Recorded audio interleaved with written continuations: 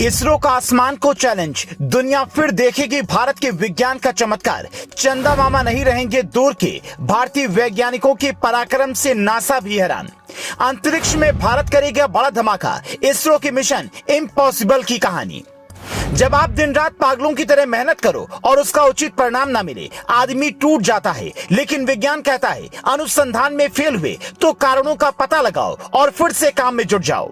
7 सितंबर 2019 शनिवार का दिन, उस दिन पूरा भारत रो रहा था। बेंगलोर में इसरो चीफ पीएम मोदी के गले लगकर रो रहे थे। पीएम मोदी मानो सीवन से बोल रहे थे, भावनाओं के सागर में डूबे इस देश को अपने आंसू मत दिखाओ सीवन, तुम वो करो जिसमें माहिर हो। जब देश अपने वैज्ञानिकों के चेहरे देखकर दुखी था, तभी उसी दिन इसरो के वैज्ञानिक ने कसम खाई होगी, हम और ताकत से उठकर खड़े होंगे और भारत का मिशन चंद्रमा हर हाल में पूरा करेंगे। भारत तैयार है चंद्रयान 3 के साथ। जी हां, बारी है चांद को जमीन पर उतार लाने की। भारतीय विज्ञान और उसके सिपाही इस बार फिर से उस सपने को हकीकत में बदलने के लिए तैयार हैं, जो 2019 में सच होते होते रह गया था।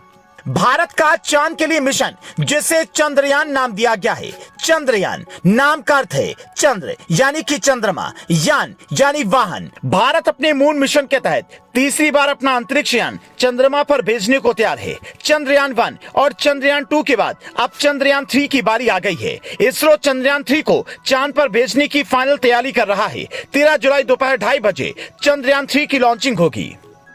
भारत के चांद मिशन का मकसद क्या है? इस मिशन का मकसद पृथ्वी से अलग किसी दूसरे जगह पर अपने यान की सॉफ्ट लैंडिंग कराने की क्षमता हासिल करना। सॉफ्ट लैंडिंग की तकनीकी अभी तक दुनिया की केवल अमेरिका, रूस और चीन के पास है। साथ ही ये चांद की सतह की जानकारी जुटाना, चंद्रमा पर भूकंप और चंद्र सतह प्लाज्मा और मौलिक संरचना की थर्मल फिजिकल प्रॉपर्टीज की जानकारी जुटाना, चांद पर साइंटिफिक एक्सपेरिमेंट करना। चंद्रमा पर पानी की खोज भारत के लिए चंद्रयान 1 की देन है। भारत ने ही चंद्रमा पर पानी के सबूत दुनिया को दिए, जिसके बाद नासा ने भारत के अंतरिक्ष प्रोग्राम का लोहा माना था।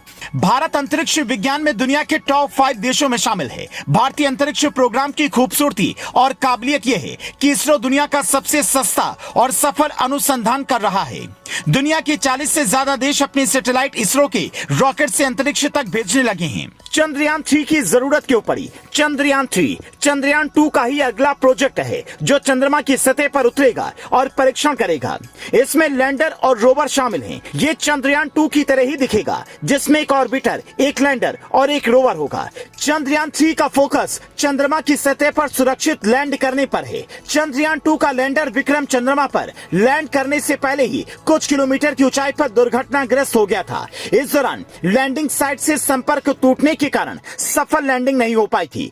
चंद्रयान 3 मिशन की सफलता के लिए नए उपकरण बनाए गए, एल्गोरिदम को बेहतर किया गया और जिन वजहों से चंद्रयान 2 मिशन का चंद्रमा की सतह पर उतरने में असफल हुआ, उन पर फोकस किया गया। चंद्रयान 3 अंतरिक्ष यान को सतीश धवन अंतरिक्ष केंद्र श्रीहरिकोटा से LVM-3 द्वारा लॉन्च किया गया।